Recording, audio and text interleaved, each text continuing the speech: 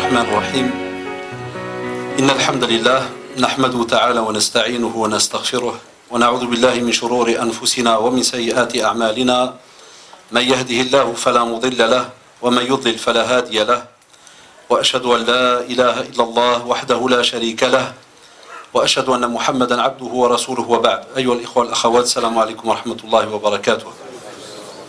Je remercie donc la mosquée d'Angers, donc l'association des musulmans d'Angers ainsi que l'association Falsafa pour leur invitation, ainsi que Fadilat Cheikh, donc l'imam de la mosquée qui, jazaoullah par respect, donc est resté bloqué parce qu'il est à côté de moi, alors je sais qu'il doit sûrement être occupé. Enfin, jazaoullah pour sa présence, ainsi que vous tous. Et je remercie donc la mosquée et cette association d'avoir donné l'occasion à nos jeunes de venir écouter une conférence en français. Parce que, comme vous le savez, donc, beaucoup de nos jeunes viennent très souvent, donc des fois, que ce soit à nos prêches ou bien, entre guillemets, aux conférences, spécialement lorsqu'elles sont en français. Tandis que lorsqu'elles sont en arabe, en général, ils ont souvent comme excuse qu'ils ne comprennent pas l'arabe. Alhamdoulilah que nos mosquées, nos associations donnent ces occasions et ces opportunités donc à nos jeunes pour qu'ils puissent alors venir écouter certains rappels qui peuvent leur être donc bénéfiques. Le titre, comme vous l'avez remarqué, donc ce 27 juin 2015, la place du musulman dans une société non musulmane. Wallahi, je vais peut-être vous étonner, mais s'il fallait résumer toute la conférence en 2 secondes, ben la place du musulman, vous savez où est-ce qu'elle est? Dans une société non musulmane. Elle est ici, dans une mosquée. Fi baytillah. Celui qui veut réussir sa vie, wallahi, celui qui veut choisir la meilleure des places pour structurer sa vie et pour savoir comment se préparer pour la rencontre d'Allah subhanahu wa ta'ala, le meilleur endroit, la meilleure place, la meilleure situation dans laquelle il pourrait se retrouver, c'est dans la demeure d'Allah subhanahu wa ta'ala. Ya shabab, ya les jeunes. Ça, ces projets, que ça soit ici en France, en Belgique, un peu partout, nos parents y ont accordé beaucoup d'importance. Même si beaucoup d'entre nous disons souvent qu'ils n'ont pas étudié ou ceci ou cela, toujours les mêmes phrases qui ressortent depuis des décennies, ils ont une intelligence incroyable de tout le temps penser aux futures générations qui viennent, puisque la plupart de nos parents, ceux qui sont arrivés dans les années 60, 50, un bon paquet parmi eux est décédé, rahimahumullah. Mais ils ont laissé, subhanallah, une empreinte. Ils ont laissé une trace. Et pourquoi est-ce qu'ils ont pensé?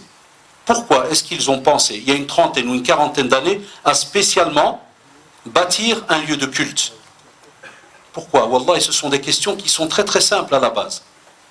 Si jamais on a compris le sens de notre présence sur terre, lorsqu'on comprend qu'Allah subhanahu wa ta'ala nous dit وَمَا خَلَقْتُ الْجِنَّ وَالْإِنسَ إِلَّا لِيَعْبُدُونِ, si on sait qu'on a été créés, nous et le monde des djinns, rien que pour adorer Allah subhanahu wa ta'ala et, ya shabab, l'adoration sous toutes ses formes, c'est-à-dire tous les actes qui plaisent à Allah subhanahu wa ta'ala et qui peuvent aussi émaner du Coran et de la Sunna. Sache que tu es alors dans une adoration. Eh bien, cette adoration que vous venez de faire il y a quelques instants, la prière, elle structure le musulman. Elle est la base et elle est le ciment de sa vie. Et tu ne pourras la faire, toi spécialement l'homme, le jeune, tu ne peux la faire même qu'à la mosquée. Tu ne peux la faire à la maison que lorsque tu as normalement un cas de force majeure. Donc sinon tu la fais à la mosquée. Et normalement c'est ici que tu t'instruis. C'est ici que, subhanallah, tu vas normalement donner un sens à ta vie et tu vas travailler un membre qui est incroyable, que des fois, entre guillemets, on ne le palpe pas, c'est-à-dire qu'on le sent, on le ressent. Il y a le cœur et il y a l'âme, al-qalb et al-nafs. Et le prophète sallallahu alayhi wa sallam, dans le hadith authentique, lorsqu'il a parlé de l'âme et lorsqu'il a parlé aussi du cœur, lorsqu'il a parlé du cœur, subhanallah, spécialement du cœur, al-qalb, il a dit que dans ce corps, il y a une moudra, comme un genre de caillou. Il y a un membre. Et subhanallah, ce membre, si jamais il est bon, tout le reste de ce corps est bon.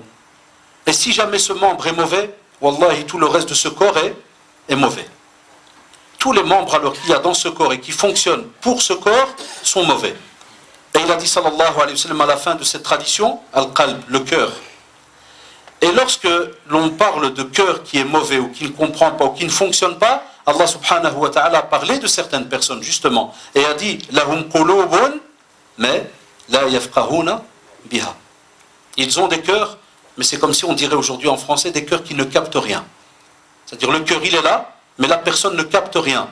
Aujourd'hui on peut parler pendant des dizaines d'années dans les mosquées des sermons, des rappels et ainsi de suite, mais on peut remarquer que la personne va rester dans la même situation. Il ne va pas changer de comportement.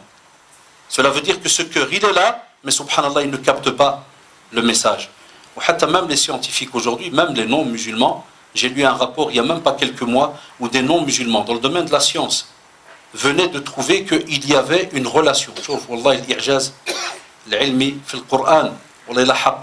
C'est une réalité, subhanallah. L'aspect miraculeux du Coran, et spécialement dans le domaine de la science, c'est incroyable. Quand vous prenez, subhanallah, certains dossiers, ils vous disent qu'aujourd'hui, il est prouvé que le cœur a une relation avec le cerveau. Il a une mémoire. Wallah ya shabab. Le cœur, il a une mémoire. Ça veut dire qu'il se rappelle tout ce que il voit, il entend, ceci, cela. Le cœur. Et Allah subhanahu wa ta'ala, il y a plus de 1400 ans, il te dit que certains ont un cœur, mais c'est comme s'il n'y a aucun message qui passe. Il n'y a pas de réflexion, il n'y a rien. Et on aurait pu dire au temps du prophète sallallahu alayhi wa sallam, comment est-ce qu'un cœur pourrait, entre guillemets, être celui qui est rattaché à la réflexion ou autre. Chouf. Pour vous dire que la parole d'Allah subhanahu wa ta'ala, elle est illimitée dans le temps. Et va encore venir, wallah, des périodes où on va encore en apprendre beaucoup sur la parole d'Allah subhanahu wa ta'ala. Petite rectification très rapide. Je n'ai pas étudié en Arabie. Je ne l'ai jamais dit nulle part, c'est dans ma biographie, j'ai fait des formations en Arabie. J'ai suivi des cours à Riyad. Mais je le dis pas pour le frère, loin de là, mais c'est parce que les jeunes, quand ils entendent étudier, ils pensent que j'ai été faire 5 ans, 6 ans en Arabie. Là, mes études supérieures, ça c'est à Bruxelles que je les ai fait. Donc on a la Ligue du monde islamique qui est rattachée à la Mecque, à Makkah al-Mukarrama, donc Rabitat al-Alam l'islami, et ils nous ont ouvert une université donc à Bruxelles depuis les années 70.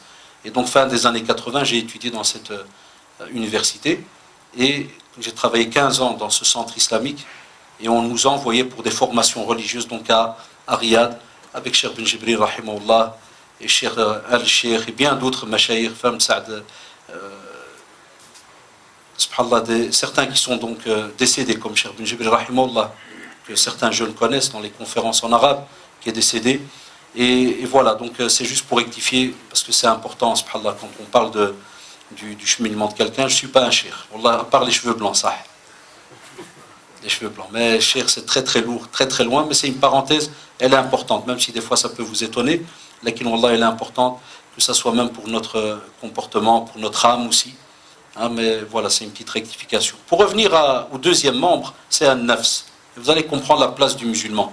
Pourquoi est-ce qu'il est important de comprendre ces deux petits mots là, très très importants. Un nafs, l'âme, ya shabab, ya les jeunes, l'âme qui est en vous là, tifreti, si vous ne la travaillez pas, Allah subhanahu wa ta'ala a cité 3 sortes d'âmes.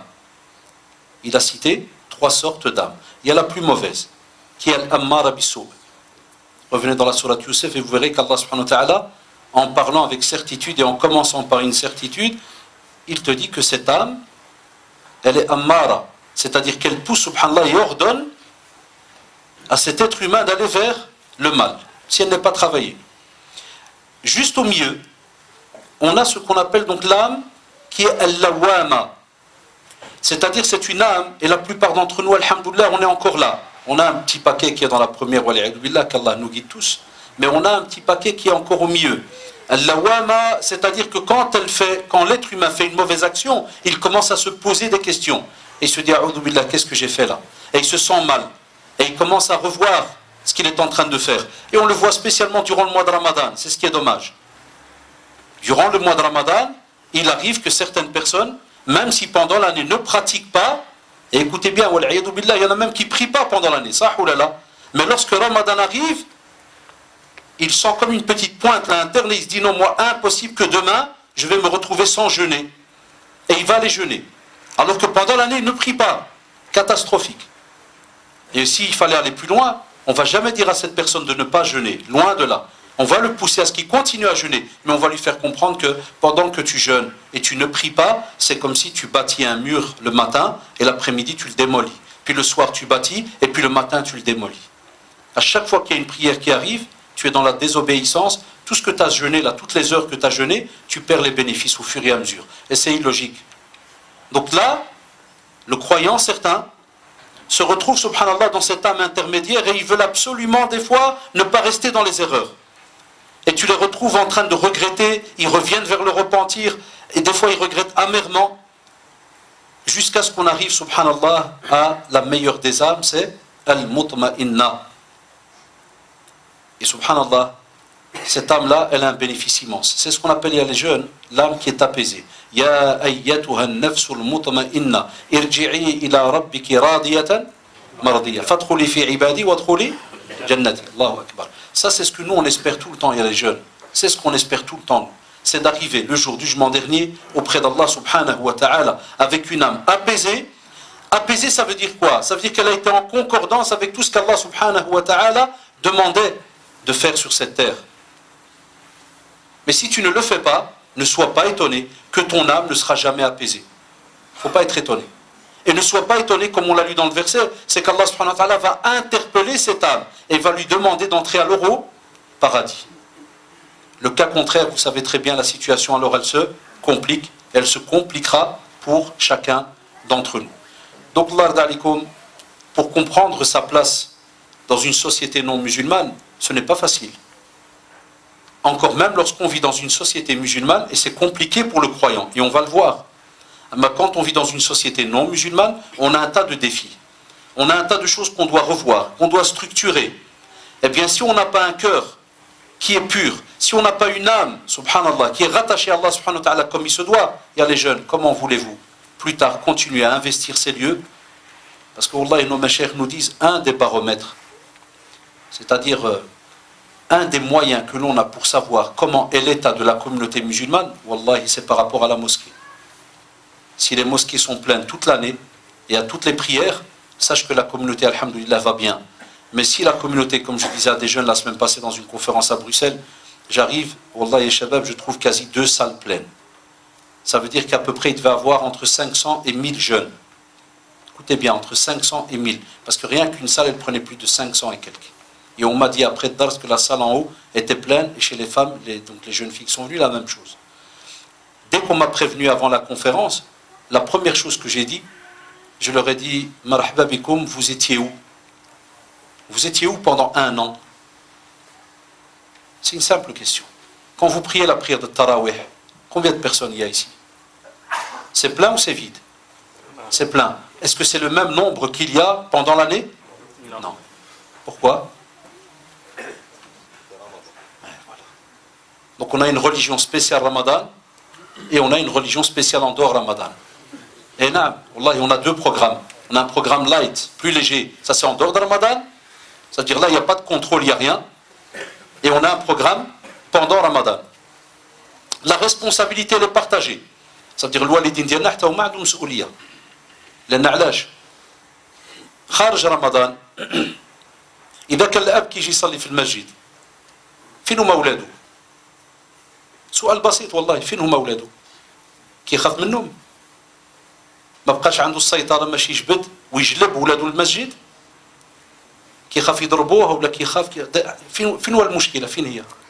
فين هما ولادنا خارج رمضان فين هما؟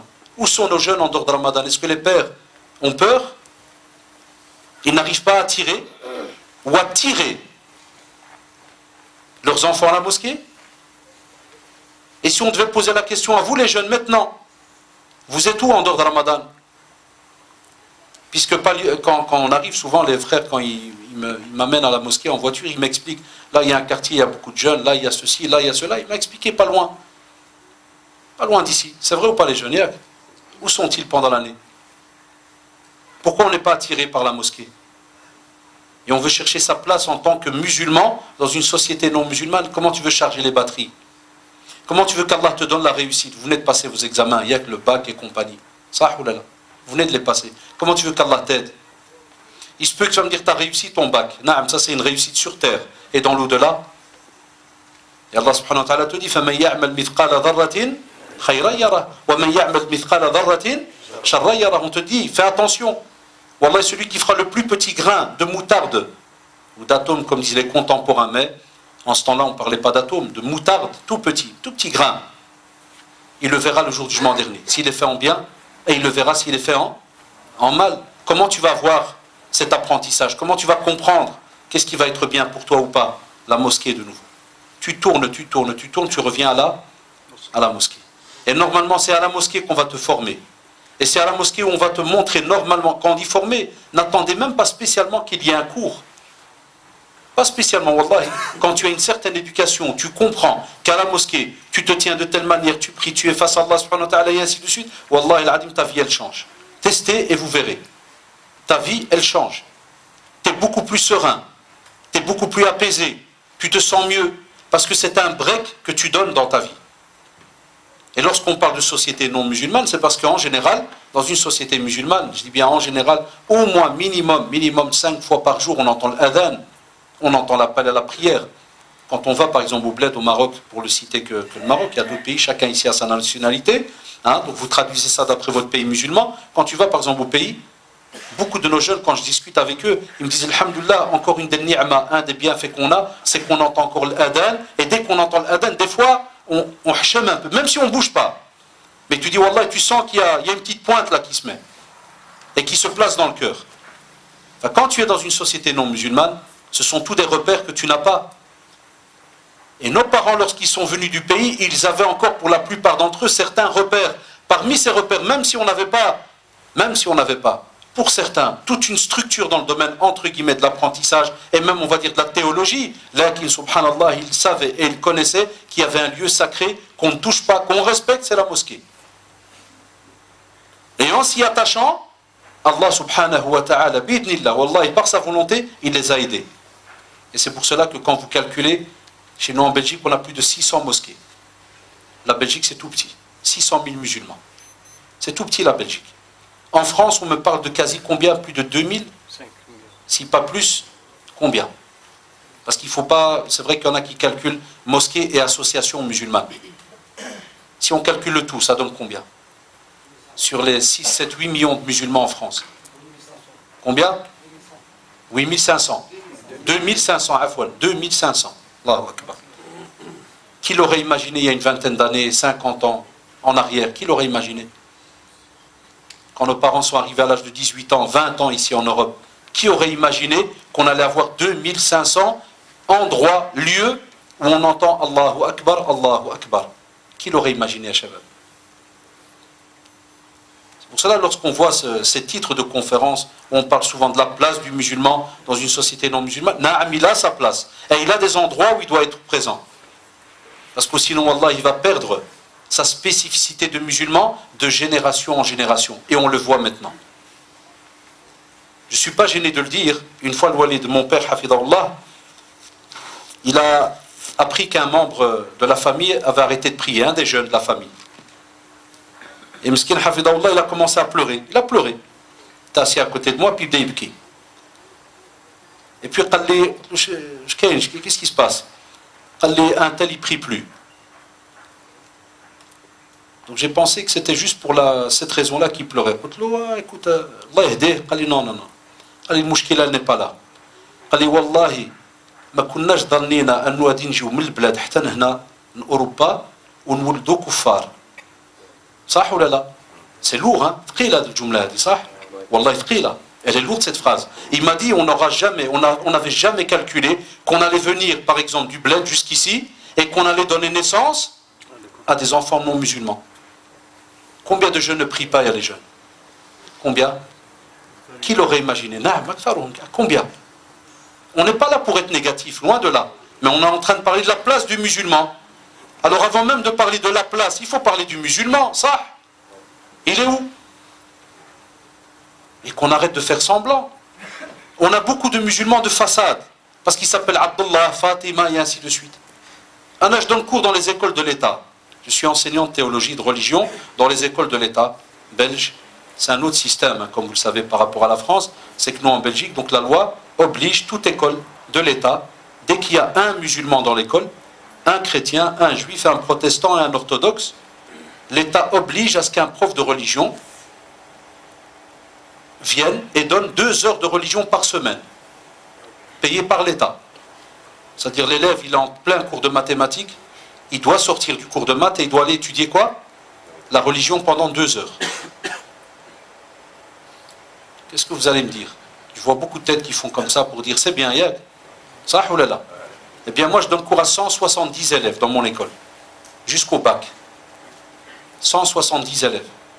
Wallah il a dit la ilaha illahu. Sur les 170, il y en a 20 qui prient. Wallah 20 qui prient. Et tous les matins, à 8h20, quand ils viennent chez moi en classe, la première question que je leur pose, la première, et ça fait 4 ans que je suis dans cette école-là, c'est tout le temps le même système. Je fais, Shabab, qui prie toujours pas? Levez la main. Tous gênés, ils lèvent comme ça. Tous. Ala sabah, en plein matin. Et vous voulez qu'Allah subhanahu wa ta'ala nous aide? Donc lorsqu'on parle de la place, c'est du musulman, c'est-à-dire qu'on parle de ce musulman qui, machallah, il sait où est-ce qu'il va, et il est bien dans sa pratique, et il est structuré, et il va apporter quelque chose dans la société dans laquelle il vit. Parce qu'il ne faut pas rêver, ne pensez pas qu'on va retourner au bled. C'est rare. Très très rare ça. Après moi qui vous parle, qui est né en Belgique, et je monte vers ma 46e année. J'ai déjà un enfant marié. Voilà, les générations, elles se sont accumulées, l'une derrière l'autre. Donc qu'est-ce qu'on va laisser? Si moi j'en ai 170, il n'y en a que 20 qui prient. Et mes autres collègues, c'est la même chose. Beaucoup de jeunes ne prient pas. Ou bien même, on va plus loin, on a certains jeunes qui ne prient que parce qu'ils sont touchés par un problème. Il y a une maladie, il y a un petit examen, il y a ceci, il y a cela. Tac, on vient à la prière pendant quelques jours. Et une fois qu'on a reçu, qu'on a gagné ce qu'on voulait, de nouveau on relâche.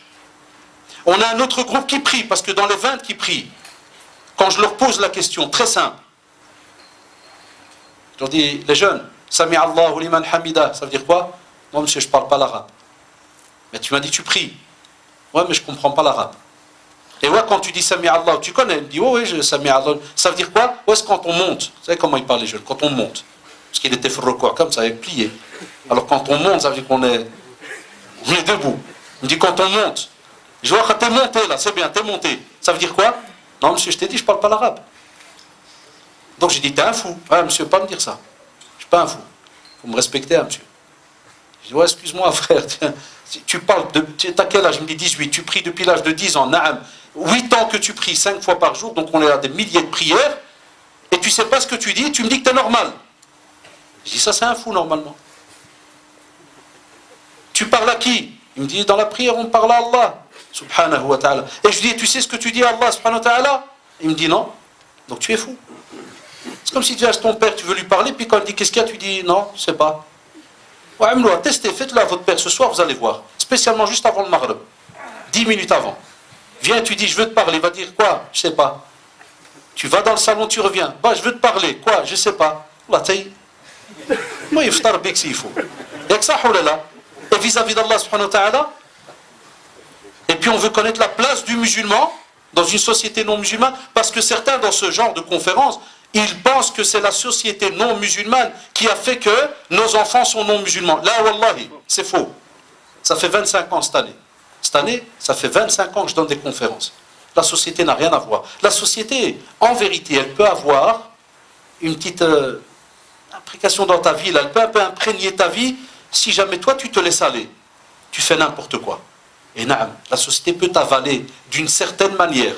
Parce que la société, ce n'est pas quelque chose qu'on touche. Hein, Yad. On ne touche pas. C'est ce qu'il y a autour de nous, ce qu'on voit, ce qu'on entend. Ma cité quelqu'un de structuré, qui a de bonnes bases, c'est comme maintenant, ils sont en train de bâtir la mosquée. Ils m'ont montré tout à l'heure la petite vidéo. Ils ont commencé par faire quoi, Yashabab? Qu'est-ce qu'on fait d'abord en bas? Les fondations. Si tu as une bonne fondation, est-ce que plus tard tu as peur pour les murs? Non, tu peux mettre 3 étages s'il faut. Donc si toi, dans ta religion, dans ta pratique, tu as une bonne fondation, est-ce qu'on va avoir peur pour toi? Plus tard, si tu rajoutes, subhanallah, quelques problèmes que tu vas voir dans la société et tu vas les rajouter dans ta vie, ça va causer un problème. Là, parce que tu es structuré, tu sais où tu vas. Et tu sais qu'Allah subhanahu wa ta'ala t'a donné sa parole et il te dit وَمَنْ يَتَّقِ اللَّهِ يَجْعَلْ لَهُ مَخْرَجًا. Et il te donne un cadeau. وَيَرْزُقُ مِنْ حَيْثُ لَا يَحْتَسِبُ. 2 cadeaux. ittaqi Allah, et on va le voir maintenant. Crains Allah. Ah, crains Allah. Eh bien, vous allez voir comment est-ce que normalement fonctionne un musulman dans une société non musulmane. Prenez le cas de Mu'ad ibn Jabal, radiyallahu anhu. Mu'ad, radiyallahu anhu, le prophète, sallallahu alayhi wa sallam, lorsque les contrées dans la péninsule arabique ont commencé à s'ouvrir à l'islam, le prophète sallallahu alayhi wa sallam a envoyé Mu'adh au Yémen, le Yémen actuel, vous voyez l'Arabie Saoudite, et puis juste en dessous vous avez le Yémen. Avant c'était la péninsule arabique. Lorsqu'il l'a envoyé là, il lui a donné 3 recommandations. Parce qu'il va aller justement parler d'islam. Et il y a encore tout un territoire qui est non musulman. Vous me suivez avec les jeunes? Il y a encore un territoire, il y a encore toute une partie qui est non musulman. Eh bien, il l'a envoyé pour la prédication, dans le domaine des fatawa, il va commencer à répondre à des questions, il va aussi donner un certain apprentissage aux gens. Il est compagnon du prophète sallallahu alayhi wa sallam, il n'est pas n'importe qui. Et même comme ça, le prophète sallallahu alayhi wa sallam, il lui dit, et il demande à Mu'adh, ittaqillah, haythu ma kunt. Ittaqillah, il lui demande de craindre Allah subhanahu wa ta'ala. Imaginez, c'est le prophète Muhammad sallallahu alayhi wa sallam, bi abi huwa wa ummi sallallahu alayhi wa sallam, qui demande à qui? À Mu'adh ibn Jabal, très très grand compagnon. Et qu'est-ce qu'il lui dit? Ittaqillah. Crains Allah subhanahu wa ta'ala, mets un bouclier. Et les jeunes, mettez Allah d'alikum durant votre vie et apprenez à mettre, et tout le monde, un bouclier entre vous et le mal. Ne te laisse pas prendre dans n'importe quelle situation, n'importe quelle envie qui vient, n'importe quelle chose qui vient ou demande, ne te laisse pas emballer. Partir, voyager avec là, crains Allah. Demande-toi tout le temps, il y a le jeune, ce que je vais faire maintenant, est-ce qu'il va plaire à Allah subhanahu wa ta'ala? Première question. Deuxième question, est-ce que là où je suis là, est-ce qu'Allah subhanahu wa ta'ala serait fier de me voir là où je suis? Et troisième question, là où normalement tu dois être et tu ne l'es pas, et tu es dans un autre endroit, pose-toi la question, est-ce qu'Allah subhanahu wa ta'ala serait fier de moi de me trouver dans un endroit où normalement je ne dois pas être? Et qui se peut, comme disent nos mashayikh, il se peut qu'il va venir pour, entre guillemets, vous savez quand Allah subhanahu wa ta'ala descend au premier ciel, dernier tiers de la nuit. Vous savez qu'Allah subhanahu wa ta'ala descend au premier ciel. Et il nous interpelle, il demande après nous. Pour qu'on l'invoque, pour qu'on lui demande. Qu'on fasse des demandes, ya shabab. C'est juste avant la prière du subh. Tu partages depuis la prière de Maghrib jusqu'à la prière du subh. Et tu partages tout le temps qu'il y a. Si par exemple il y a 15 heures, tu partages en 3, ça donne par exemple 5 heures. Eh bien, les 5 heures avant la prière du subh, tout ça c'est ce qu'on appelle le dernier tiers de la nuit, la dernière partie de la nuit, ou le dernier tiers de la nuit. Et Allah subhanahu wa ta'ala vient et nous interpelle. Eh bien, on te dit, il serait grave qu'Allah subhanahu wa ta'ala vienne pour t'interpeller et que toi, tu n'es pas à l'endroit où normalement tu es censé être. Il se peut, wal'iyadu billah, que tu sois soit en discothèque ou dans la rue, dans le vide, ou ceci ou cela. Par exemple. Ou il se peut, on va dire, même si tu n'es pas dans un acte haram, il se peut que tu es en train de dormir. Combien de jeunes ne prient pas subh? Vous savez, beaucoup de jeunes, pour eux, leur journée, elle commence à quelle heure? À 10 heures le matin. Samedi et dimanche. Et il y a une autre catégorie où leur journée commence à 1 heure. Ah oui, il y en a, il me l'a dit, à 13 heures. Avant 13 heures, il ne faut pas le déranger. C'est pas bon. Parce qu'il a un programme. Il dort. Il pétrifie, là, il est en train de kirmer. Il dort, il est là, il attend. Qu'est-ce qu'il attend, Allahu a'lam? Alors, ya shabab, comment voulons-nous avoir un musulman structuré et qui va pouvoir, entre guillemets, batailler, avancer jour après jour dans une société non musulmane? Et toute personne dans une société, qu'elle soit wallahi musulmane ou non musulmane, toute la journée, il fournit un courage. Même, comme vous le savez, même dans un pays non musulman, il peut arriver, subhanallah, que des fois, il y ait des choses positives et il y ait des choses négatives. Et bien même dans un pays musulman, il peut arriver qu'il y ait des choses positives et des choses négatives. Et le musulman, il est là tout le temps à fournir un effort. Tout le temps, il avance.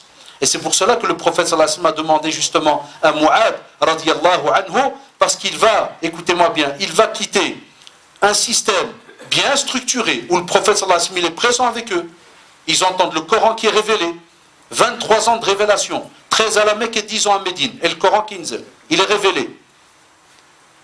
Donc ils sont blindés ou pas, ces compagnons? Ah, tabarakallah, ils sont forts, ils sont blindés. Et même comme ça, qu'est-ce qu'il lui dit, sallallahu alayhi wa sallam? Ittaqillah. Ça veut dire que, wallahi, le musulman, même s'il est dans un endroit mauvais, même s'il est, comme on dit, entre guillemets, par exemple, dans un pays non musulman ou ceci ou cela, wallahi, la crainte d'Allah subhanahu wa ta'ala lui est toujours attachée. Il ne refait jamais de bond en arrière. Jamais. Et on va plus loin. Il lui demande aussi, sallallahu alayhi wa sallam, fais suivre une mauvaise action par une bonne action.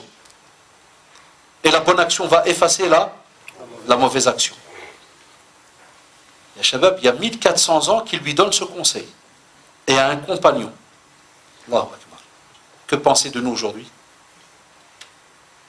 Et encore, quand il lui a demandé cela, et vous le savez très très bien, c'est que normalement un musulman sincère et une musulmane sincère, lorsqu'elle commet une mauvaise action, il y a le repentir, ça. Il y a un regret. On arrête de faire l'action. On ne revient pas à cette action. Si jamais c'est vis-à-vis d'un être humain, on arrange la chose avec la personne. Il ne suffit pas de dire « Allah, pardonne-moi » et toi tu as pris de l'argent de quelqu'un. Et tu me dis « Non, mais j'ai demandé pardon à Allah. » Subhanahu wa ta'ala. C'est pas assez. Tu veux être pardonné, si Allah subhanahu wa ta'ala te pardonne, tu dois aller chez la personne pour lui demander pardon aussi.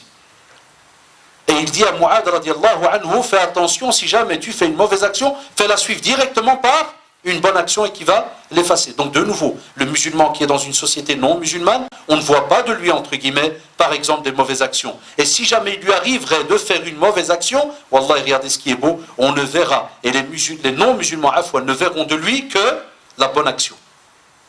Tchouf. Ça veut dire un musulman, dans n'importe quelle société, ya shabab, si jamais, même si on va aller plus loin, même si il va commettre un mal, un vrai musulman va directement faire suivre cela par une bonne action. Et il va regretter. Ça veut dire que ce n'est pas quelqu'un de mauvais. On ne peut pas. Maintenant, par exemple, c'est connu, les jeunes, ils sont habitués avec les conférences Ramadan, et tous nos machers qui viennent, on m'a dit qu'il y a des fois des imams qui passent, et ils vous l'expliquent même en arabe, qu'est-ce qu'ils vous disent? Dès qu'il y a Ramadan, et on le sait très bien, la plupart du temps, les non-musulmans, ils ont peur. On a chez nous à Bruxelles, je ne sais pas, chez vous à Angers, ça a l'air calme, il y a beaucoup de verdure. Nous, c'est la jungle, un peu là-bas. Et non, c'est comme si tu parles de Paris. Dès que Ramadan arrive, wallahi, le maire, le bourgmestre, comme on l'appelle chez nous, le maire, il augmente d'abord l'effectif de police. Tu vois la moussiba. Il augmente, wallahi, l'effectif de police. Quand un jour j'ai demandé au maire, parce qu'il est venu à la mosquée, ils viennent, des fois ils sont invités pour venir rompre la journée, donc il boit un peu la soupe et tout. Des fois je lui demande, je dis, pourquoi vous avez rajouté 200 policiers? Il m'a dit, parce que c'est Ramadan. Il est habitué. À la fatwa, il est habitué, m'skin. Et des fois, alors je fais semblant, je dis, pourquoi? Il dit, parce que pendant le Ramadan, ils sont énervés, les gens. Ils sont nerveux. Qui ça, les gens? Des fois, wallah, je vais plus loin avec lui. Je dis, c'est qui les gens? Ouais. Dis-moi. Non, les musulmans, hein. Wallah, il le dit, il est tout rouge, il est gêné, m'skin. Il a raison, en fait, ou pas? Mais non, il ne faut pas lui parler, le type. Pourquoi? Il est argent. Ça y est. Il ne faut pas l'énerver. Avec la place du musulman dans une société non musulmane. On devrait rajouter dans le titre virgule, pendant Ramadan, en dehors de Ramadan, pendant les vacances, en dehors des vacances. On a tous les styles de musulmans, tous les modèles. Là, normalement, par exemple, un musulman, pendant Ramadan, dans une société non musulmane, tu ne le vois plus. Wallah, il disparaît. Comme a dit Amissi Hafidahullah, on voit sakina, c'est ça que vous avez dit. Wallah, on voit de lui sakina, l'apaisement, sérénité. Ya ayyuhalladhina amanu. Retenez, Ya ayyuhalladhina amanu. Allah subhanahu wa ta'ala a interpellé qui? Oh, vous les croyants, ceux qui croient. Il n'a pas dit les musulmans ou les musulmans. Non. Tu peux la mettre dans la grammaire comme tu veux, il ne les a pas interpellés. Il a dit al-mu'minun. Ya ayyuhalladhina amanu. C'est les croyants. Kutiba alaykum as-siyam kama kutiba ala alladhina min qablikum. Pourquoi? Donc il a été prescrit le jeûne. Ce jeûne qu'on est en train de faire, il a été prescrit même aux communautés avant nous. Même les prophètes qui sont venus avant nous, avant Mohammed sallallahu alayhi wa sallam, ont aussi reçu l'ordre de jeûner. Pourquoi? Allah subhanahu wa ta'ala te répond la'allakum tattaqun. On revient à cette taqwa Allah. C'est-à-dire que normalement, à de la piété, on est censé l'avoir et la crainte d'Allah subhanahu wa ta'ala encore plus élevée qu'est-ce qu'elle était avant Ramadan. Et normalement, pendant le Ramadan, on n'entend pas parler du musulman. On ne voit pas un musulman dérangé où que ce soit. On ne voit pas, subhanallah, un effectif, que ça soit de police ou ceci ou cela augmenté. Et on n'a pas aussi des non-musulmans qui vont se plaindre et qui vont te dire que dès que Ramadan est là, c'est fini, on n'arrive plus à dormir. Soit la sortie de la mosquée, soit quand les jeunes, encore hier chez moi au quartier, la nuit, je suis assez malade, donc invoquer Allah subhanahu wa ta'ala pour nous, et on a besoin de quelques heures de sommeil. 1h30 du matin, j'entends des cris en bas de la fenêtre. J'ouvre la fenêtre, ouais les jeunes, qu'est-ce qui se passe? Ah, monsieur Haddash, c'est Ramadan, hein? A dit à la réponse. Je dis, mais en dehors de Ramadan, vous n'êtes jamais venu crier en bas de ma fenêtre? Il m'a dit, c'est normal, parce que c'est pas Ramadan. Il parle de niya, wallahi, son niya. C'est parce que maintenant c'est Ramadan. On va prier, c'est tard, on rentre, on discute un peu. Je dis, vous avez trouvé ça dans quel hadith? Qu'il faut venir crier en dessous de ma fenêtre. Je dis, non, je ne sais pas, monsieur, mais pourquoi c'est haram? Voilà. C'est tout, voilà, ça s'arrête là. Pourquoi? Parce qu'on a fait quelque chose de... Alors à qui on parle? Qu'est-ce qu'on explique? Qu'est-ce qu'on enseigne?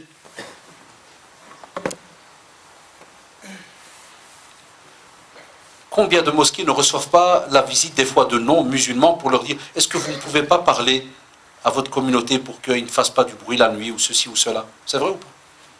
Combien de fois on entend cela? Est-ce qu'il y a moyen de demander qu'ils ne stationnent pas à tel et tel endroit? Est-ce qu'il y a moyen de...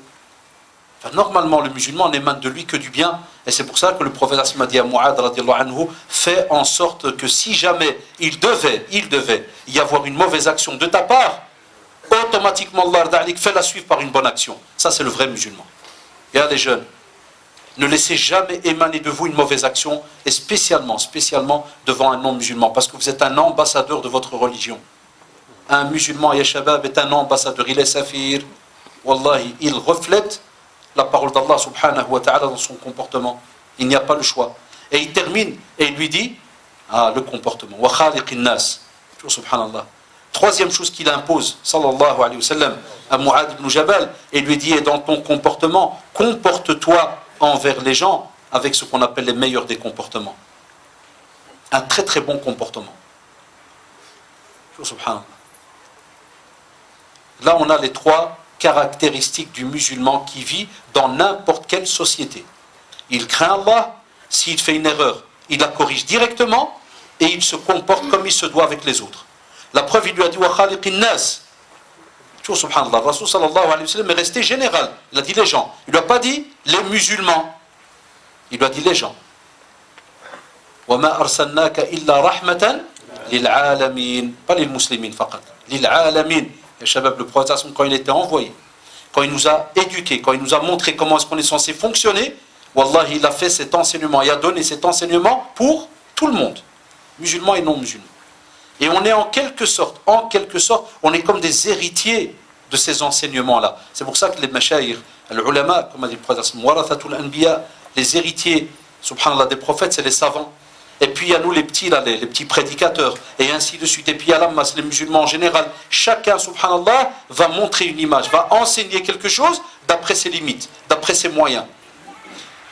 Après cela, Allah d'alikum, s'il fallait, et c'est une petite parenthèse, s'il fallait que vous entriez dans des programmes de Coran, et où vous allez dans les chapitres, dans les petites icônes où il y a recherche, si vous mettez rien que le mot, par exemple, ittaqi,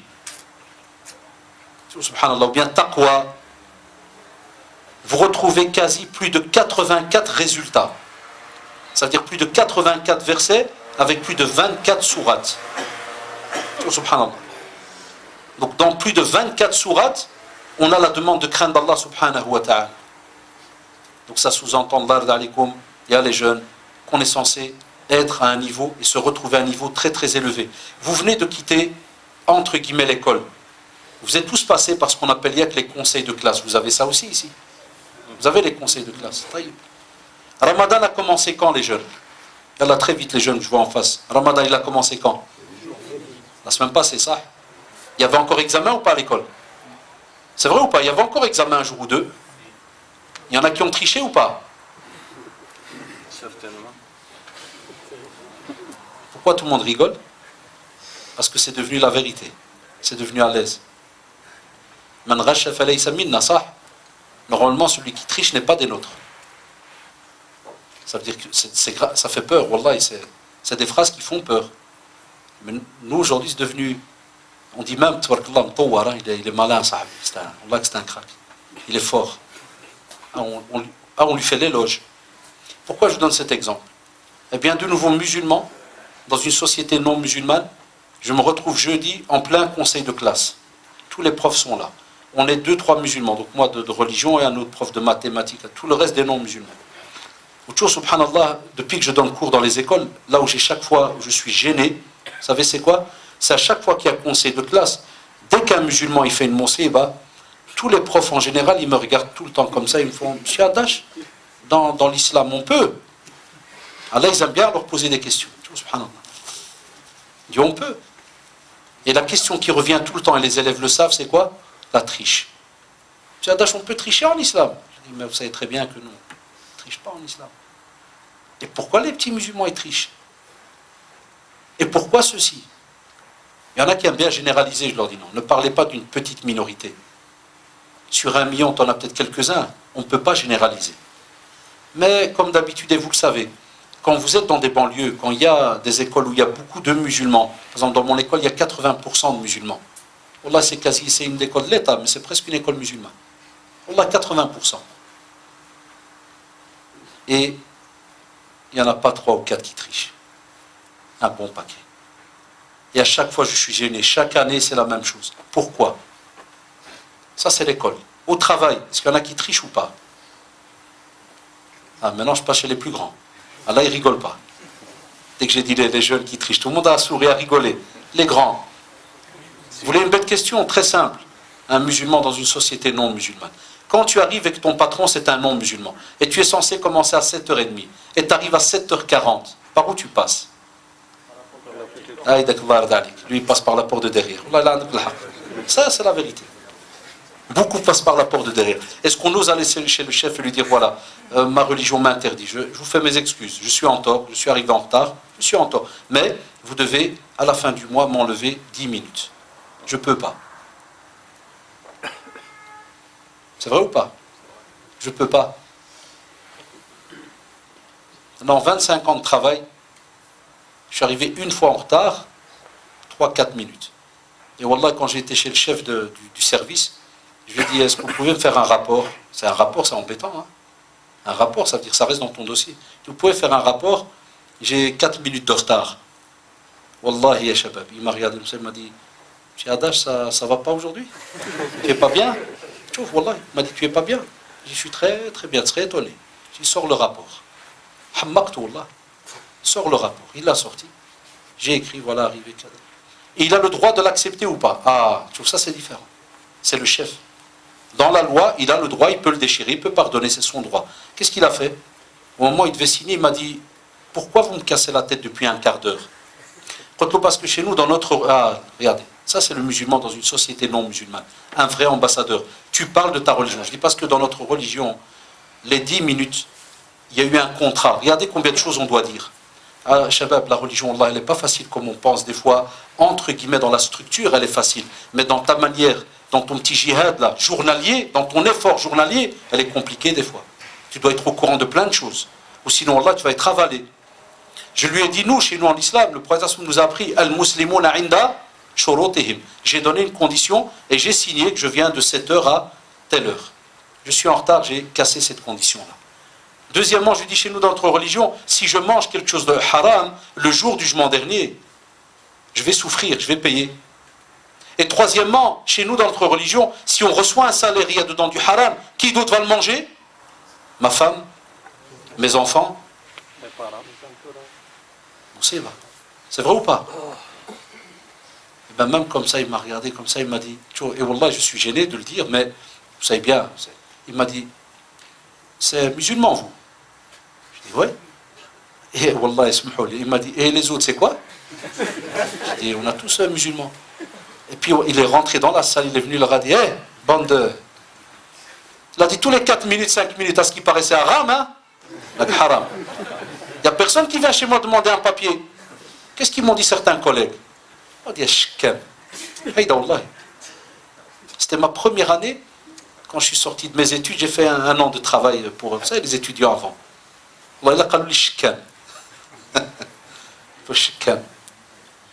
Toi, plus tard, tu vas enseigner quoi à ton fils? Tu vas enseigner quoi à ta fille? Ça, c'est un musulman dans une société non musulmane. Il montre toujours l'exemple. Il n'y a pas le choix. Tu montres un exemple et tu laisses le dossier entre les mains d'Allah subhanahu wa ta'ala. Aussi, rester rattaché dans sa pratique. Un musulman dans une société musulmane, non musulmane, afwan, wallah, il a des défis. Il a des défis. Un des défis qu'on a aujourd'hui, c'est de rester rattaché à notre pratique religieuse. Et le prophète, sallallahu alayhi wa sallam, dans la tradition qui est rapporté par l'imam Tirmidhi rahimahullah, il te dit que va arriver un jour que celui qui tient à sa religion, ça veut dire qui essaie de rester rattaché à sa pratique, qu'al-qabid, comme celui qui va prendre en main quoi? Al-jamal, ça veut dire tu prends une braise, tu vois quand tu mets du feu avec du bois là, et tu as ou bien quand on fait les barbecues là, instantanément la petite pierre, là, le petit charbon, il est rouge. Ça c'est vraiment le terme qui est employé, quand il est vraiment rouge. Si jamais on devait te le mettre en main, est-ce qu'il y a moyen que tu le tiens? Très très difficile. Il échappe. Eh bien le prophète sallallahu alayhi wa sallam, il y a plus de 1400 ans, il nous prévient, va arriver ce jour-là. On est dedans ou pas, Eshabad? On se retrouve dedans. Où est la pratique chez nos jeunes? Comment est-ce qu'elle est cette pratique? Là maintenant il y a une question qui se soulève. Où est le juste milieu chez nos jeunes? Shabab al-Wasatiyya, vous avez déjà entendu parler du juste milieu. Le juste milieu, il est où? Qu'on soit honnête aujourd'hui, dans la société dans laquelle on vit, qu'on soit en France ou en Belgique, combien de styles de pratique on a? Combien de styles de pratique? On peut avoir, Allah d'alikum, la pratique la plus morte, ça veut dire il n'y a rien. Il se lève le matin, il mange, il sort, il fait un tour, ou bien il travaille, et puis il rentre le soir. Il mange, il dort. Quel an'am, bal hum adal wal a'idhu billah. Wallah il il a comme s'il y avait un animal en face de toi. La même chose, l'animal il sort le matin, il mange, il cherche à manger, et il apporte à sa famille un peu de manger, et puis il redort la nuit. Et Allah subhanahu wa ta'ala a parlé de ces catégories-là. Il y a des gens, il n'y a rien, il y a des membres. Et on l'a cité tout à l'heure, c'est eux quand on a dit lahum qulubun la yafqahuna biha. Et ils ont même des oreilles, mais ils n'entendent rien. Des yeux, ils voient rien. Des mains, rien. Mais ils avancent sur terre. Et puis on a une deuxième catégorie de qui essaye de faire son possible. Et les pauvres, des fois, ils sont attaqués par un tas de problèmes. Et vous allez voir après dans les questions. Profitez dans vos questions, évitez tout ce qui est les polémiques. Voyez plutôt des questions qui vous touchent dans votre vie journalière, les jeunes, dans le social, vie de couple, dans tous ces domaines-là, qui des fois on pourrait un peu vous conseiller, restructurer les choses. Donc tu vas le voir, il se bat. Et des fois, il arrête même la pratique à cause de quoi? À cause de l'ousouaz, comme on le voit dans beaucoup de questions. Ouais, j'ai prié, je suis pas sûr que c'est bon, donc je suis un hypocrite, et alors j'ai arrêté la prière. Ça, c'est bien, t'as bien fait. Alors il me regarde, comment ça j'ai bien fait? Et ouais, c'est toi qui donnes des fatwas à toi-même. Tu me dis que ma prière, elle n'est pas bonne, je suis un hypocrite, j'ai arrêté. Qui t'a dit ça? Il n'a pas de réponse. T'as déjà demandé? Non. T'as parlé? T'es venu chez l'imam t'asseoir un petit peu?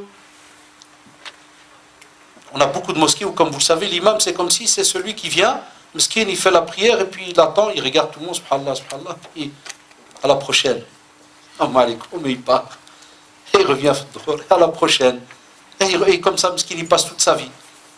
Au contraire, on a des imams, ils ne demanderaient pas mieux que tu viennes 2 minutes t'asseoir à côté de lui, tu lui embrasses la tête, et tu lui dis, excuse-moi, même si tu ne parles pas l'arabe, il va te comprendre, il va peut-être du français, ça dépend chaque imam comment, quelle connaissance il a. Et wallah, même s'il n'a pas, il est entouré toujours d'une équipe. Je ne parle pas de l'imam ici, je ne le connais pas, parce que je viens de le connaître. Le français. Taqi wallah, ya shabab. Il y a les jeunes, où sont les jeunes? Il faut, wallah, je le dis toujours dans les mosquées où je rends visite, quand l'imam me dit que parce qu'il n'a pas encore le français, normalement, vous pouvez faire un commerce avec lui. Tu viens, tu lui dis, moi je te pose des questions de religion, toi tu m'apprends le français. Et on l'a fait à Bruxelles, wallah. Et on a des imams qui ont appris comme un jeu. Wallah, ils viennent, quelques minutes, un petit tableau, et on monte à une classe, et tu ne donnes même pas 1 an, wallah, l'imam il comprend les jeunes, ils peuvent discuter avec eux. C'est ça notre bénéfice. Wallah al-adim, ce sont nos imams. Et si nous aujourd'hui, moi qui est né en Belgique, je vous parle de da'wah, je vous parle d'Allah subhanahu wa ta'ala du prophète, c'est parce qu'on a aussi eu des imams qui sont venus et qui ont sbar, qui ont patienté avec nous. Et nous, qu'est-ce qu'on faisait? Wallah, on leur apprenait des mots en français, ceci, cela, cadre. C'est beau. C'est beau normalement dans une communauté musulmane. Taïb. On vient, on pose des questions, cadre, on bouge. Et puis tu as une autre catégorie.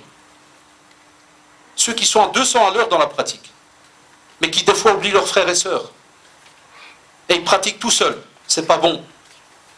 C'est drôle, mais c'est pas bon. Un musulman est quelqu'un qui transmet aux autres. Et il fait vivre l'autre. Et lui passe le message. Combien de jeunes, machallah, pratiquent, mais ils parlent à personne. Et on les voit des fois dans les banlieues, même chez nous, parce qu'on a quasi le même système. Quand je vous dis chez nous, Allah, c'est le même système. Tu as le frère, mashallah, l'iltizam, tu vois, il est dans la pratique, la droiture, il sort de la maison, il passe devant 20 jeunes, il ne leur parle pas. Et lui, il va où? Il va à la mosquée. Tu ne veux pas partager ce bénéfice avec eux? Il y en a même qui me disent, ouais, mais un jour je leur ai dit, et ils n'ont pas accepté. Continue toute ta vie à leur dire. Quand je vous ai dit tout à l'heure, subhanallah, qu'on avait cours à Riyad avec certains mashayikh, hafidahumullah et rahimahumullah pour certains, on était une fois avec Cheikh Al-Cheikh, qui est maintenant le ministre du culte en Arabie, et subhanallah, il nous dit, un jour, un vieux passait toujours devant une voiture, c'était en Arabie, imaginez, nous on croit que c'est toujours qu'en Europe, là, même en Arabie, il passait devant des jeunes qui étaient toujours assis dans leur voiture. Et il jure, il dit, Wallahi, chaque fois que le vieux il passait à côté d'eux, la personne âgée, quand les jeunes, pour l'embêter, vous savez ce qu'ils faisaient? Ils augmentaient la musique. Wallahi, quand ils venaient, écoutez bien, ça je l'ai entendu face à face. Quand les mskines ils venaient, et ils regardaient par la fenêtre, ils leur disaient, Salam alaikum ya shabab. Et eux, vous savez ce qu'ils lui faisaient pour qu'ils ne collent pas? Ils augmentaient la musique, comme ça il part. Genre, il va commencer à nous casser la tête. Et il dit, Wallahi, cette personne, à chaque fois qu'il passait, il n'a jamais été fatigué d'aller leur dire salam alaikum, alors qu'ils leur font toujours la même chose. Chaque fois, ils lui font la même chose. Quand un jour, il s'est arrêté, ils lui ont mis la musique, puis il a toqué. Il leur a dit, est-ce que vous voulez business, commerce? Ils ont vite fermé. La fin de l'histoire, elle est incroyable. Il leur a dit, vous voulez commerce, flous, réel? Ils leur ont dit, ouais. Il a dit, suivez-moi. Où ça? Je vais vous prendre un endroit, il leur a dit, je ne peux même pas vous dire combien vous allez gagner. Il a dit, Wallah, c'est... Quand ils l'ont suivi, ils avancent dans le quartier, ils arrivent près de Jama, il dit, et c'est où le commerce? Il dit, on va d'abord rentrer là. Après, je vais vous montrer le commerce. Il les a descendus pour les ablutions. Il leur a dit, vous êtes là, hein, on va les trouver là, non? Ils sont descendus en bas, ils ont fait les ablutions. Il remonte, il se met devant. Le jeune lui dit, le commerce. Le commerce, il est là. Comment ça, il est là? Ouais, la prière. Ils prient, ils n'ont pas le choix, ils sont haslés dans la mosquée. Ils ont prié. Quand sortant, subhanallah, sur les 4, un est resté avec le vieux. Il lui a dit, je te demande pardon. Des dizaines et des dizaines de fois, tu es passé à côté de nous, et wallahi, on rigolait de toi, on te rabaissait, on faisait. Et subhanallah, le cheikh, al-cheikh, hafidahullah, il nous a dit, il n'a pas voulu donner le nom. Il nous a dit, aujourd'hui, c'est un des plus grands parmi les grands savants qui est en Arabie. Wallah al-adim. Avec le jeune qui mettait avec la musique là. Mais Qanna, Shar'an, on ne peut pas donner le nom. Moi, je ne vous donne pas le nom, mais il a dit, Wallah, il est encore vivant, et c'est un qui est parmi les kibar al-mashaykh en Arabie. Quand c'était un mfelles dans la voiture, chaque fois qu'il voyait un venir lui dire salam, c'était là, qui vient, et il a dit aujourd'hui c'est un des plus grands parmi les mashayikh. Donc Allah alaikum, ne soyez jamais, même les parents qui viennent tout le temps. Wallah, on a des parents qui viennent tout le temps et ils ne passent pas devant des jeunes. Ouqaf, parle-leur, tu serais étonné. Et Allah subhanahu wa ta'ala nous l'a dit, innaka la tahdi man ahbabt walakin Allah yahdi man yasha. Même si on voudrait que tout le monde soit guidé, on ne pourrait pas. Ça ne dépend pas de nous. Toi, fais le pas. Voilà un musulman, subhanallah, dans une société non musulmane. Il est actif. Il n'est pas de ceux qui se plaignent tout le temps en disant « Ouais, on en a marre, les racistes, Ah là, je suis étonné quand j'entends toujours ces discours sur Facebook, Internet. Des fois, il y a des... je suis peut-être moi comme ça, Allahu a'lam, mais des fois, il y a des jeunes musulmans, même des associations. Et des fois, tous les 5 minutes, oui, le racisme, l'islamophobie, Ouais, frère, tu vas devenir fou comme ça. Enfin, on voit, et on va en parler après, on voit ces situations-là, elles sont là. Mais on a déjà un premier devoir qui est très simple entre nous. Se parler, communiquer, apporter, tirer l'autre. Et moi, je vous parle des garçons. Que penser de nos sœurs? Que penser de nos sœurs? Moi qui travaille dans l'ijtima et dans le social, et les jeunes, ils me connaissent par Internet et compagnie. J'ai un site Internet et je reçois des questions. J'en ai tellement que ça fait plusieurs mois, je ne sais pas répondre. J'en ai chez à peu près, sans exagérer, plus de 1500 questions en attente. C'est ruine, mon séba. Et vous savez, parmi les questions, j'ose même pas peut-être les dire ici. de ce qui se passe côté fille et côté garçon. Et où des fois les parents ils sont contents. Tu dis Ana Wouldi, Mashallah. Et il sort toujours bien habillé. Mashallah, Dave, Kada, et il rentre le soir. Qu'est-ce qu'il fait en journée Allahu A'lam. Et il part. Et les jeunes, ils savent ce que je suis en train de dire parce que beaucoup de jeunes ont deux vies. Ils ont deux visages. Faux et usage de faux. Wallahi, ils ont deux visages. Il y a le visage devant le père. Et il y a le jeune quand il est à l'école ou bien dans la rue ou bien dans la cité ou à Goussa. Wallah, moi tu le reconnais. La preuve, quand j'enseigne à l'école, c'est ce que je vois. On avait réunion de parents hier. Donc les parents sont venus pour prendre les bulletins. Combien de parents sont venus chez moi où ils viennent, ils me disent mon fils, comment il est? Et wallah, le fils, il est caché donc derrière le père. Il me regarde et il me fait Hamid. Wallah al-adim. Alash. Alash. Pourquoi? Alash. Deux vies. Qu'est-ce qu'on a fabriqué? Qu'est-ce qu'on a fabriqué? Deux vies. Devant les parents, un visage. Pas de parents, un autre visage. Et ya shabab, vis-à-vis alors d'Allah subhanahu wa ta'ala, quel visage? Parce que si tu as cru arnaquer ton père ou ta mère, aujourd'hui ils sont là, demain ils sont morts. Et Allah subhanahu wa ta'ala, comment tu fais? Donc ceux-là que j'ai dit qui pratiquent, mashallah, et ils doivent, ils ont un devoir. Et encore plus dans une société non musulmane, ils doivent parler, ils doivent venir. Mais, c'est une vérité. Et wallah, il a dit, la ilaha illahu. C'est pas un double discours. Parce qu'il y en a plein qui nous disent, ah, quand vous dites ça, vous êtes des khawaf, les imams. Vous avez peur de l'État. A'oudhu billah. A'oudhu billah. Wallah, ya shabab, et vous le savez, les jeunes, ils sont souvent sur Internet. Quand un prédicateur ou un imam joue avec la religion, ça veut dire il dit des choses qu'il n'y a pas dans la religion. Et il veut faire frottement, joue tout ce que tu veux. En général, il est connu ou pas? Il est connu. Et il est dévoilé sur Internet. Allah subhanahu wa ta'ala, il s'en occupe. Donc ne dites pas à chaque fois qu'un imam ou un conférencier vous dit que la pratique de la religion, elle se fait sur un juste milieu. Non, ça c'est des peureux. Hashanillah. Et il y a une catégorie de pur et dur qui dit ça. Parce qu'après ceux-là qui pratiquent la mashallah, on a une autre catégorie. Qui pratique très durement, mais qui balaie la moitié de la société. Ça veut dire, entre guillemets, les non-musulmans, eux, ils ne rentrent même pas dans la liste. Eux, ils sont jabarra. Hein, tu parles du musulman dans une société non-musulmane. Celui-là, dès que tu lui dis, au travail, j'ai un non-musulman, non, tu fais, mon frère, dis pas ça, c'est un kafir. Non, mon frère, tu lui parles pas. Non, mon frère, ceci. Non, mon frère, cela. Je le vois, j'ai des jeunes comme ça à l'école. J'ai dû m'en occuper avec deux, voilà, de deux. Il te voit dans la cour parler avec un collègue non-musulman qui va venir te demander quelque chose parce que c'est Ramadan, qui savent propre de religion, il va nous demander sur des choses de religion. Monsieur le professeur de religion, ne parle pas un café, là. Perds pas ton temps. Chouf, Allahu Akbar. En 2015, on entend ces bêtises. Perds pas ton temps, Khalek. Qu'est-ce qu'a fait le prophète sallallahu alayhi wa sallam? Qu'est-ce qu'il nous a laissé comme message? Qu'est-ce qu'il nous a laissé comme message? Et pourquoi on a aujourd'hui des reconvertis? Anna, ma belle-mère, Hafida Allah, elle est reconvertie, elle est d'origine italienne. Elle est rentrée dans l'islam il y a 40 ans. Et pendant des années à la mosquée, c'est elle qui donne les cours d'arabe et cours de Coran. Wallah il a dit. Cours d'arabe, cours de Coran. Elle a pris un peu de l'âge. Mon beau-père, maintenant, il est pensionné. Allah hafdoum jami'an. Ils sont partis vivre au Maroc. Maintenant, à la mosquée, certains, ils pleurent. Où est-ce qu'elle est? Wallah il a dit, encore maintenant. C'est quand on veut dire quelqu'un d'européen du Nasrani.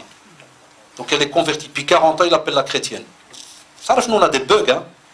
Ah non, c'est incroyable, nous. Hein? On ne lâche pas. Il appelle Nasrani. Il vient chez moi, parce qu'il sait que c'est ma belle-mère. Fini, Nasrani, là, qui est ta famille? Elle donne les cours de Coran et les cours d'arabe. Comment elle est entrée dans l'islam? Comment est-ce qu'elle a aimé cette religion? Si Allah subhanahu wa ta'ala n'avait pas fait que certaines personnes parlent. Et le prophète sallallahu alayhi wa sallam dans cette tradition authentique très très belle, c'est-à-dire, subhanallah, Allah subhanahu wa ta'ala, regardez jusqu'où il a descendu là-bas. Il te dit, si jamais tu arrives à être l'intermédiaire dans la guidance d'une personne, une, il n'a pas dit une communauté, ya shabab, il t'a dit une personne, tu arrives à le guider. Et il n'a pas dit qu'il soit musulman. Rajul, c'est ouvert. Musulman, non musulman. Dis Wallah, c'est meilleur pour toi que cette fameuse marque de chameau qu'il y avait au temps du prophète sallam, un peu rougeâtre. Vous savez que les chameaux, il y a des qualités. C'est comme pour les voitures. Il y a des marques. Une Clio, c'est pas une Ferrari. Chez vous en France, oui, mais chez nous en Belgique, pas une Clio, ça sert à rien du tout. Chez vous, là, Clio, elle a sauvé le monde, gars. Même moi, une Clio, c'est une Ferrari, non. Eh bien, les chameaux, la même chose. Au temps du prophète, sallallahu alayhi wa sallam, celui qui arrivait à avoir cette marque de chameau, c'est comme s'il avait tous les biens de la terre. Ça n'avait pas de prix. Eh bien, le prophète, sallallahu alayhi wa sallam, il te dit que voilà la récompense qui t'attend auprès d'Allah, subhanahu wa ta'ala. Si tu es l'intermédiaire dans la guidance d'une personne, alors, il y a le pur et dur. Et aujourd'hui, les musulmans qui vivent dans une société non musulmane sont en train de payer des factures à cause de certains purs et durs. Ils ne veulent pas accepter qu'ils ne vivent pas seuls dans une communauté. Ils ne veulent pas accepter que lorsqu'il y a un comportement qui émane de toi, on espère qu'il émane du Coran et de la Sunna. Que tu ne fasses pas n'importe quoi, n'importe comment. Pourquoi? Parce qu'il y a Abdallah, il y a Amatallah, même côté sœur, il y en a. J'ai des filles aussi qui m'envoient sur Facebook, Monsieur Haddach, vous êtes un égaré, Jahannam vous attend. Masha'Allah. Il y en a qui ont des listes, et vous le savez. Les jeunes, ils savent, les mises en garde, les blabla. Il y a des listes. Il y en a peut-être même ici, à Angers. Prie pas derrière l'imam, prie pas dans telle mosquée, prie pas derrière tel arbre. Même les arbres, ils ont peut-être des doutes au-dessus. Parce que c'est Jean-Jacques qui l'a planté. On va exagérer, yallah. Non, d'où vient cette pratique? D'où vient cette pratique? On est arrivé, subhanallah, à parler de la société non musulmane, et entre musulmans, on a de la haine entre nous, excusez-moi. De la haine. On ne s'accepte pas. C'est pas normal. Alors qu'Allah subhanahu wa ta'ala, en parlant de nous, qu'est-ce qu'il a dit? Ruhama baynahum. Sah ou la? Ashidda'u ala al-kuffar. Pourquoi j'ai cité exprès ce verset? Pourquoi? Vous savez pourquoi? Parce que le Coran, il y a des versets qui ont été révélés d'une manière bien structurée, dans une époque bien structurée, et à cause de certaines choses qui étaient bien définies. Ou lorsqu'on avait, en ce temps-là, al-mushrikoun, les polythéistes qui venaient, et que même si le prophète sallallahu alayhi wa sallam était en paix avec eux, il ne voulait pas leur faire du mal, il faisait des pactes avec eux, il faisait un tas de choses pour que les choses aillent bien. Et même comme ça, c'était des raddara, ils venaient, et subhanallah, ils s'arrangeaient à l'attaquer de nuit, à envoyer quelqu'un pour le tuer. Alors là, le prophète sallallahu alayhi wa sallam a dû à un certain moment leur montrer un certain comportement, pour qu'ils comprennent où les limites doivent être placées. Mais pas que tu viennes ici, par exemple, dans le quartier, et puis tu fais du mal à un non-musulman, puis tu me dis, ouais, verset 108, kada, Allahu Akbar. Tous les autres versets de paix et comment est-ce que tu fonctionnes quand tu es normalement, subhanallah, dans une situation où tu peux apporter un message à l'autre. Où est-ce que tu les mets? Et faites attention, parce que cette catégorie, j'ai remarqué ces derniers temps, beaucoup de jeunes qui ne pratiquaient pas, écoutez-moi bien, qui ne pratiquaient pas, parce qu'ils se sentent, subhanallah, à un certain moment, dans la peur. Allah, ils se sentent dans la peur, ils se disent, Allah, si jamais je meurs demain, et je kada, qu'est-ce qu'ils font? N'importe quel discours, ils l'acceptent. Et il suffit qu'il tombe sur un parmi ces groupes-là, et il est parti. Comme l'histoire, et vous le savez, des jeunes qui partent en Syrie. Sahoulala. Le plus gros nombre, c'est la Belgique et la France. C'est connu. Et moi, je sais de quoi je parle, parce qu'un de mes élèves est mort au mois de mai. Une balle dans la tête, en Syrie. Il est parti en décembre, 16 ans. Un jeune, wallah, je le connais. Allah yarhamou bi rahmatillah. Il ne connaît rien. Je le connais. Donc il ne faut pas me dire non, c'est à ce qui paraît, on a dit non. Là, maintenant, je le connais. Je ne connais rien, m'skin. Je parle avec lui. Non, je ne connais pas. Kada. Ils ont attrapé des recruteurs chez nous en Belgique. Ils sont en prison pour l'instant. Ils sont venus, ils lui ont parlé une fois, 5 fois, et je le voyais, m'skin, comme on dit chez nous. C'est-à-dire un type hyper basique, très, très simple, un peu peureux comme ça. Et j'aurais jamais cru qu'il partirait. Et il est parti. Sa mère est venue, il m'a dit, c'est Haddach, mon fils qui est chez vous, il a disparu. Il nous a envoyé une lettre, il est en Syrie. Il a disparu. On n'a plus de nouvelles maintenant. Et subhanallah, après quelques mois, on reçoit de nouveau la mère, je vous ai dit au mois de mai, elle est venue, elle nous en pleurs, mskina. Ici, c'était noir. Elle m'a fait peur quand elle est venue, parce que j'ai ouvert la porte de la classe, puis je la vois, je dis, puis mon fils, on m'a envoyé de l'aide de là-bas, les habits, il a reçu une balle dans la tête. C'est normal, c'est pas notre domaine. Qui t'a demandé? Combien de jeunes sont morts ces dernières années? Combien de jeunes ont quitté leur maison, ne parlent plus à leurs parents, estiment que leurs parents sont soi-disant des mécréants ou ceci ou cela? Combien on entend de choses? Travaillez dans le social musulman et vous allez voir. Aujourd'hui, on a des jeunes, on parle de la société non musulmane. Entre nous, et on a des jeunes, ils rentrent dans l'islam lundi, et mardi, il rend son père kafir, mercredi sa mère, et jeudi, le reste de la famille. Puis il reste tout seul à rentrer au paradis, seul. C'est notre travail, on sait de quoi on parle. Et on veut parler de la place du musulman dans une société non musulmane. Et lui, il a délabré tout le reste. Il n'y a que sa société à lui qui fonctionne. Sa manière de voir. Et quand tu lui dis apporte la manière prophétique, là on n'a que des petites infos par-ci par-là et on les met à la sauce qui nous arrange à cause des frustrations qu'on a, personnelles ou 3 points, comme vous le savez. Aussi, on vous dit que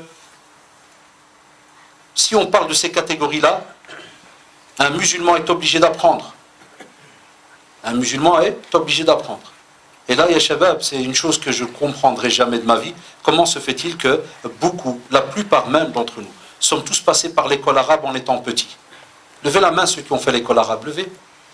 Masha'Allah. Et jusqu'à quel âge? Ceux de France et de Belgique, jusqu'à quel âge en général? Dites, ne soyez pas gênés. 15 ans. Parce qu'ils ont pris perpète en vérité, ils ont pris 15 ans de prison. Voilà, et l'école arabe, يا ربي que l'imam y meurt. Et نعم, كانوا معانا والله, كنا في الجامعة ensemble. هادو ما كيمرضوش هادو سبحان الله العظيم. هيدا قال لي واحد والله on était encore jeunes et on se voit encore maintenant. Septembre, octobre, novembre, décembre, البرد والثلج, nous en ce temps-là on étudiait le Coran avec اللوح بالحناشة. On n'a pas connu les tableaux, baba, tout, c'est des imams à l'ancienne, nous apprenaient à l'ancienne. Par terre, il faisait froid. Même la neige, l'imam, il est encore là. 3 jours là-bas.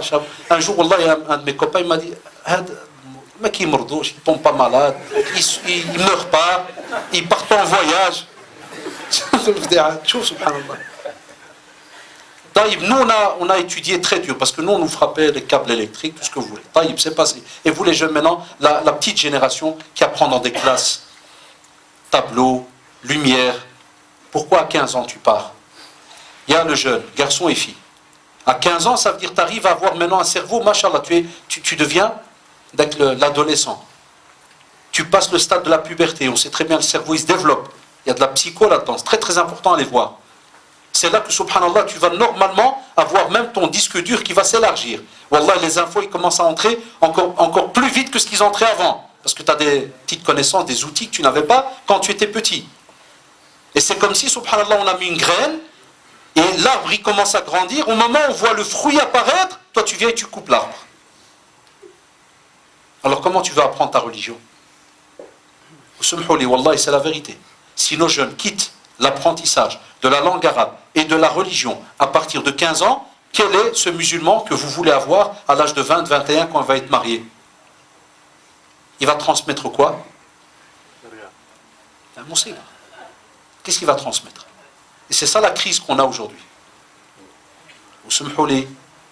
Pardonnez-moi, on peut des fois remarquer que la mosquée peut être pleine, mais si tu vas t'asseoir et commencer par exemple à poser des questions bien définies dans des bases religieuses entre nous et nos jeunes, tu vas remarquer que ça va rester très basique. Un groupe va même s'éliminer, va dire non, moi j'ai fait que l'école arabe jusqu'à 12 ans, 15 ans, moi, et puis ça s'élimine, et les années elles passent. Et tu vas être toi, ya Abdullah, responsable demain auprès d'Allah subhanahu wa ta'ala, parce qu'on va te coller à toi une famille. L'épouse, ça sera les enfants, et l'épouse c'est encore plus grave. L'épouse c'est sa femme et les enfants. Une femme en islam, elle n'est pas responsable des connaissances religieuses de son mari. La majorité des savants le disent. Parce qu'Allah subhanahu wa ta'ala a interpellé les hommes. Ya ayyuhalladhina amanu qu anfusakum wa ahlikum nara. Allahu akbar.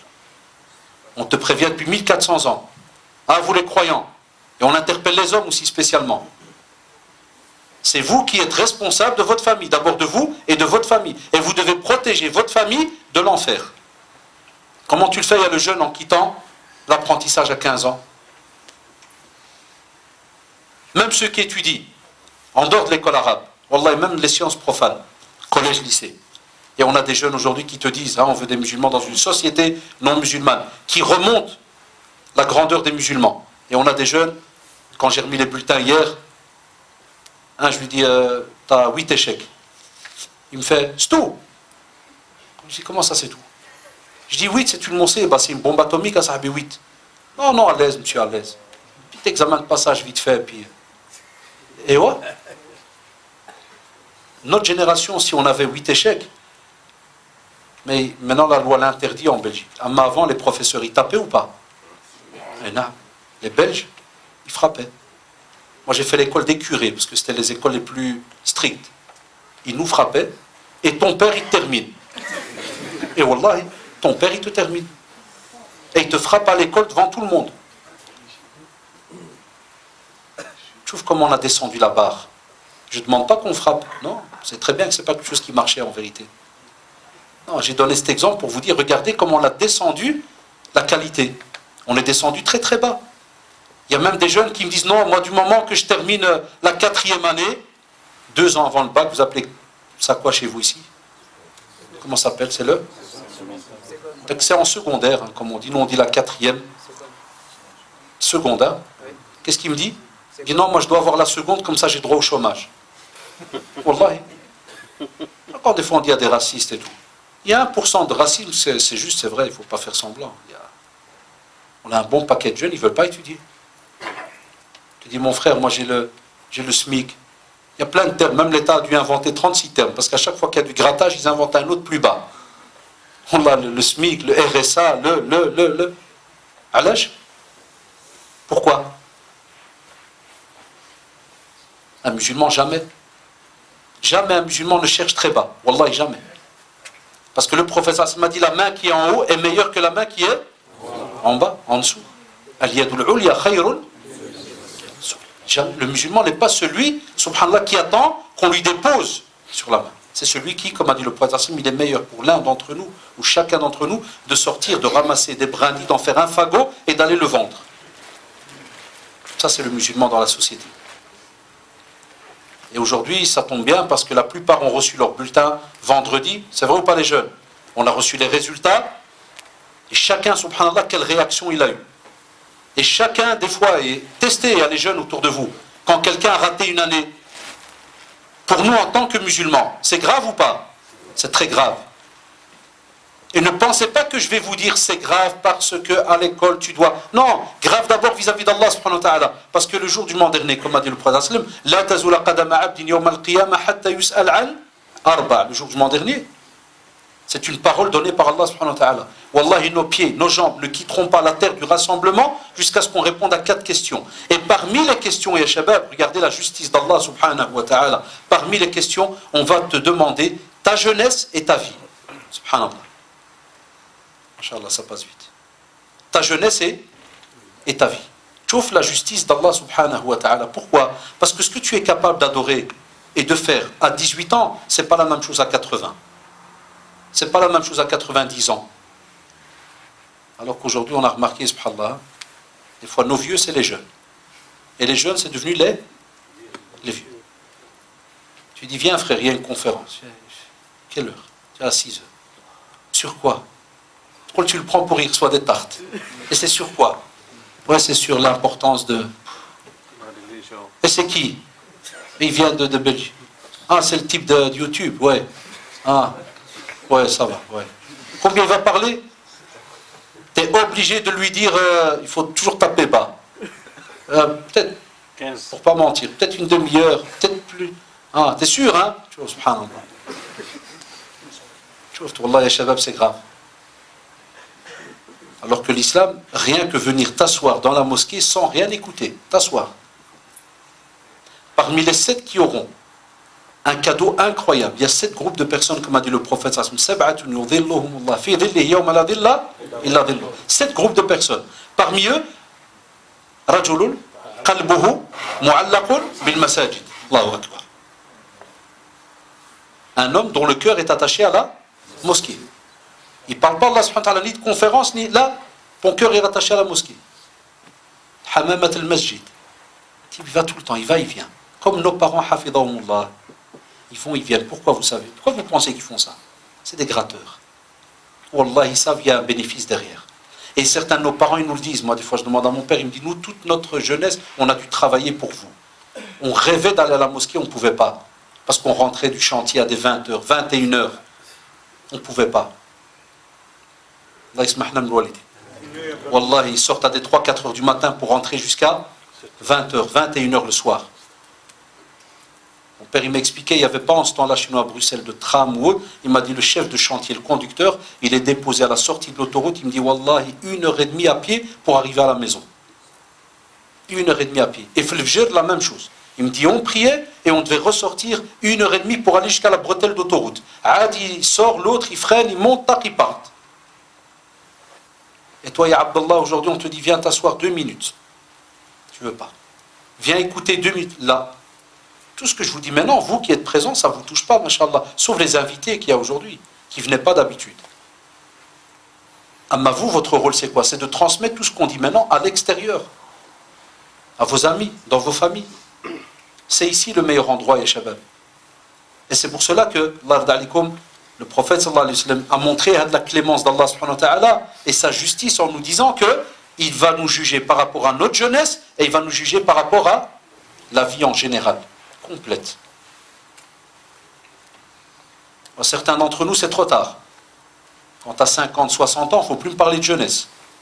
Tu peux être jeune de corps, il y en a qui ont 60, tu fais du jogging, ça n'a rien à voir. On parle quand tu étais jeune, et qu'est-ce que tu as fait, mashallah, vis-à-vis d'Allah subhanahu wa ta'ala. Voilà pourquoi des fois, certains, jazakumullah, de nos parents, maintenant, ils carburent. Ils essayent, ils font tout leur possible. Certains nous le disent. Quand j'étais jeune, on ne faisait pas la da'wa, on ne nous parlait pas à la maison, on n'était pas au courant, on devait aller travailler. Il y en a qui priaient pas, et maintenant, tabarakallah, c'est reparti pour certains. D'autres, ils ont toujours été constants. Et toi, le jeune, c'est ce que vous devez expliquer à vos frères et sœurs à l'extérieur. Le musulman, Allah, il a un rôle. Il a un but pour lequel il est sur terre. Et jamais ça sera juste manger et dormir. Jamais ça sera juste manger, dormir, étudier, avoir un diplôme pour l'argent, avoir une bonne... Là, il fait tout cela pour l'au-delà. Il y aurait beaucoup à dire, Inch'Allah. Comme vous le savez, c'est un sujet très très long. J'avais encore plusieurs points, mais ala kulli hal, avec les questions, Inch'Allah, vous avez pris les questions des sœurs aussi? Oui. Yaktou est là. Inch'Allah, avec donc les questions, on va donc essayer de voir un petit peu. Et ça, les questions complètent toujours en général les interventions. Et je rappelle à nos jeunes, là, il y a les jeunes. Ce que je fais là maintenant, c'est pas tout simplement parce qu'on ne me l'a pas demandé. Ce que je fais maintenant, quand je vous montre ça, wallahi, personne ne me l'a demandé. Donc c'est moi qui vous apporte un bénéfice, entre guillemets, les jeunes. C'est pas un responsable, wallahi, qui m'a dit, tiens, absolument, il faut obligatoire. Non, abadan.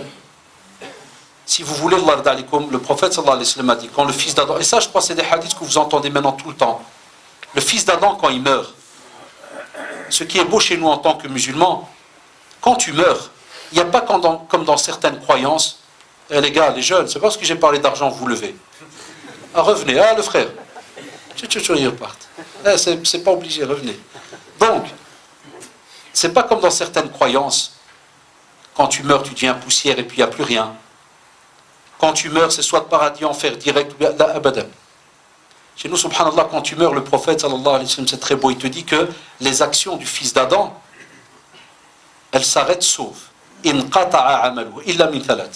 Ça veut dire qu'il n'y a plus d'action, c'est normal, tu es mort. Mais Allah subhanahu wa ta'ala, Allahu akbar, wallah, il est ar-Rahman, ar-Rahim. Rahmanun fi dunya et Rahimun fi l'akhirah. Clément sur terre, miséricordieux le jour du monde dernier. Wallah, c'est beau. Et il te dit, tu vois, regarde, moi, je continue à te rajouter des bénéfices pour certaines actions. Lesquelles? Sadaqa jariya, une aumône qui continue à rapporter un bénéfice. Et Shabab, quand tu es dans une mosquée, quand je me suis assis là, j'ai vu un tableau là. J'ai vu qu'apparemment ça ne dépasse pas combien le chiffre? 80, même pas, 60 et quelques. Ça, dis-moi le frère, c'est quoi avec les lunettes? 60. Et en arabe, c'est écrit au-dessus que normalement ce sont les gens qui... Ça ou là? Non, c'est ça le tableau. Combien de personnes? Chart, ceux qui payent par mois, combien il y a de personnes? Donc à Angers, il y a 60 musulmans. C'est petit, hein? Il n'y a que 60 musulmans à Angers. Bon, je sais que c'est embêtant quand on dit ça comme ça paraît lourd, rien. Encore un peu, certains ils doivent se dire, purée, il était gentil au début. Là, il commence à... Là, on commence... Hein? On a du mal à... Mais t'inquiète, personne n'a pitié, tu vas quand même les payer. Ah ouais, c'est comme ça que ça fonctionne, qu'on soit honnête, ya shabab. Ça, ou là là, c'est genre nafsi. C'est comme pour dire, voilà, c'est toi qui as ouvert la mosquée, je t'ai rien demandé, je pouvais prier dans le parc s'il faut. Non, vous savez très bien que non. Il n'y a pas plus beau. Wallahi, la ilaha illahu ya shabab, il n'y a pas plus beau que bâtir une mosquée. Wallahi, on n'imagine pas. Et il n'y a pas plus beau que de laisser une trace dans une mosquée. Ceux qui suivent mon Facebook, vous avez lu il y a quelques jours, quand j'ai parlé d'un hajj, un vieux qui est mort, il y a quelques jours chez nous en Belgique. Qui suit mon Facebook des fois? Les jeunes. J'ai parlé de l'Hajj Sabban, mort à plus de 80 ans. Quand l'imam a parlé de lui, il a dit depuis qu'il est jeune, depuis qu'il a mis le pied dans la ville où il était, et il courait de marché en marché pour récolter d'argent. Pourquoi? Son rêve c'était qu'il y ait une mosquée dans ce village qui s'appelle Farsienne, chez nous en Belgique. De village en village. Un il rigole de lui, un il le rabaisse, un il lui dit c'est les pics que reçoivent souvent les responsables. Même si un responsable il achète une voiture pendant qu'on bâtit une mosquée, c'est zulma. Ah ouais, zulma. Ah, la seconde, ils vont lui dire, il y a le hajj, ça à la voiture. Jamais elle rapporte, hein. Tatouma Ramadan, on a entendu Jma'a, tu vois, ça ou là. Non, mon beau-père, il n'a pas acheté de voiture pendant 3 ans. Elle était morte, wallahi. Nous, les beaux-fils, on est 4 beaux-fils, on lui a dit, Ansi, on te donne l'argent, achète la voiture. Il m'a dit là, chouf le wara. Il m'a dit là. Il m'a dit, je préfère, dès qu'on termine la mosquée, après j'achète. Il me dit, maintenant, ça va être trop, il y aura une fitna. Chouf, regarde les gens jusqu'où ils vont. Baytullah. Donc, sadaqa jariya, les jeunes, ça veut dire que le hajj, là, qui est mort, rahimahullah, maintenant il est mort. On a prié sur lui ce jour-là, j'avais conférence. On croit que c'est fini. Non. La mosquée était pleine. Tous ceux qui prient là, il y a une partie du bénéfice qui va chez qui de cette prière? Chez tous ceux qui bâtissent dans la mosquée. Wallahi. Et jamais, comme l'a dit le prophète sallallahu alayhi wa sallam, jamais tes avoirs, ton argent va diminuer parce que tu as donné pour la mosquée. Jamais de la vie. Ou tu as donné fi sabilillah. Parce que le hadith, il parle d'une aumône, d'une sadaqa. Ma naqasa malu abdin min sadaqa, jamais. Et il a dit ilmun yuntafa'u bihi. Ça veut dire une science, subhanallah, que tu as appris et elle rapporte, mashallah, aux autres. Pourquoi? Parce que tu leur enseignes. Eh bien, dans une mosquée, de nouveau, on a des cours de Coran, des cours d'arabe, des cours de ceci, de cela. Eh bien, tu investis dans une mosquée. Regardez ce qui est beau, subhanallah. Quand tu investis dans une mosquée, tu gagnes le bénéfice déjà de la mosquée que tu as bâtie. Tu gagnes le bénéfice de l'ilm, de la science qui se donne. Par exemple, maintenant, on est en train de parler de religion. Ceux qui ont bâti, ou bien ceux qui s'occupent de ce lieu, wallah, ils gagnent un bénéfice, bi'idnillah. Wallah, ya shabab. Et waladun salih, yad'oula, un enfant pieux qui invoque Allah pour ses parents. Chaque fois que tu dis Allah, pardonne à mes parents. Ya Allah, donne le paradis à mes parents. Tu crois qu'Allah subhanahu wa ta'ala, il n'écoute pas ton invocation? Celui qui a dit ud'ouni astajib lakum, invoquez-moi, je réponds à votre invocation. Tu vois, subhanallah. Et l'invocation, tu peux même, pendant que tu viens prier, ton père qui sera mort peut-être d'ici quelques années, parce qu'on va tous quitter. Kullu nafsin da'iqatul maut. Wallah, il n'y a pas une âme qui ne va pas goûter à la mort. Il se peut, toi, il y a le jeune qui a 13-14 ans maintenant, peut-être dans 30 ans, 40 ans, tu prieras ici. Et dans la prière, tu vas peut-être dire, Ya Allah, récompense mon père qui a été la base de cette mosquée. Sah ou là. Donc 3 bénéfices. Allahu Akbar, Wallah que c'est beau.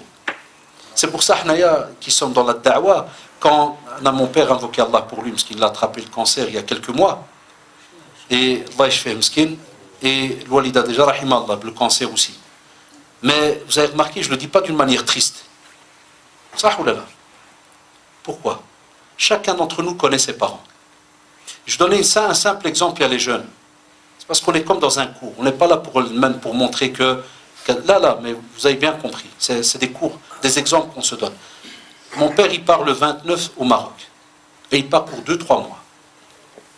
Vous savez ce qu'il fait? Et beaucoup de pères le font. Et ils ne vous le disent pas les jeunes. Vous savez ce qu'il fait? Il paye 3 mois à l'avance. Une fois pour rigoler, pour le taquiner, je rigole avec lui. D'abord, tu vas donner 3 mois. Tu as donné 2 mois pour rien. Je l'embête. Je 2 mois. Comme ça rentre dans l'héritage d'Yenna. Je rigole avec lui. Et puis il me regarde comme ça. Il me fait, toi, tu donnes des doros, non? Mais t'achèmes. Ça, c'est mon investissement. Mais vous n'allez rien m'apporter. Des fois, il rigole avec nous pour dire que quand je serai dans ma... Tu vois, il a raison ou pas? Quand il va être dans sa tombe, qui va venir? Qui va venir? Tes bonnes actions. Hatta dans un hadith, même tes aumônes que tu donnes, ils vont venir. Ya Shabab, ne pensez pas qu'à de la jeunesse dans laquelle on est maintenant, hein, tous les appareils, on s'amuse, on rigole. Vous croyez que ça va durer? Hier, vous avez vu ce qui s'est passé dans une des villes ici en France, les trois enfants qui sont morts, 3 jeunes, vous avez vu? Oui. Ils venaient de la mosquée. Subhanallah. Shabab, les jeunes, ils témoignent qu'ils allaient à la... Oui, ils allaient ou ils revenaient? Ils allaient à la mosquée. Le père Meskin, il a dit, ils ont mangé, ils partaient à la mosquée. Une voiture, je ne sais pas ce qu'il y a eu, 2 frères, Khout, sont morts. Chouf la vie. Un, il a 18, l'autre, il a 19 ans. Un de Khout. Et un troisième, il est mort avec eux. Ça, oulala. Et l'autre, il est gravement blessé.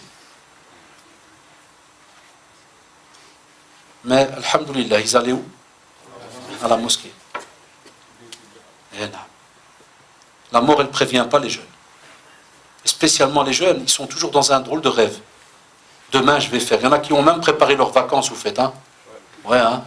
Vous allez où? À Umrah. Moi, quand je demandais à mes élèves en classe, il y en a plein, ils ont fait. Moi, dès que je les capte, ils font ça, je dis, Abdel, lève ta tête. Tu vas où, Al-Mfles? Ali machine Espagna. Ali machine même peut-être au Maroc. Et mal à ce qu'il va aller là-bas. Ou en Algérie, ou je ne sais pas où. Et qu'est-ce qu'il va faire? Et combien il va gaspiller? Et quand tu lui demandes par mois d'être dans la liste, tu entends qu'il n'y en a que 60. C'est honteux. Combien de jeunes, machallah, qui ont maintenant 30aine d'années et qui travaillent? Comment c'est qu'ils ne sont pas sur la liste? Et ne laisse jamais Satan Allah, parce que j'ai grandi dans la mosquée. J'ai grandi dans la mosquée, je sais ce que c'est. J'ai été responsable aussi dans ma mosquée, pendant 12 ans. Je sais ce que c'est. Comme il a dit Ammi Hafidahullah, quand à la fin du mois il y a un problème, les gens, c'est fini. Ça, c'est une réalité. Alors la mosquée, elle appartient à qui? À Allah subhanahu wa ta'ala. Wa inna al-masajida lillah. Sauf qu'on n'a pas le choix, c'est qu'il faut absolument qu'il y ait une structure qui s'occupe pour qu'il n'y ait pas l'anarchie. Mais toi, ce qui est beau, subhanallah, on ne te demande même pas ni de casser les murs, ni de rien faire. C'est juste, tu prends, et je le dis même aux tout petits qui sont ici, wallah, même si tu as 1 euro, les petits là, tombe bien celui-là avec les lunettes là, derrière, parce que c'est le seul petit que je vois, les autres sont tellement trop petits que je ne les vois pas. Celui-là, je vois un petit jeune derrière. Le petit avec les lunettes. Tu as de l'argent de poche des fois? Je dois voir ton père, frère. Tu dois me présenter ton papa. Tu n'as pas d'argent de poche? Star. Mais il te donne à manger, alhamdoulilah. Il a mis ça dedans, sûrement c'est dedans qu'il y a. Allez, ouais, tu m'as cassé à ça. Il n'y a pas un petit jeune qui reçoit de l'argent. Toi, tu reçois de l'argent de poche?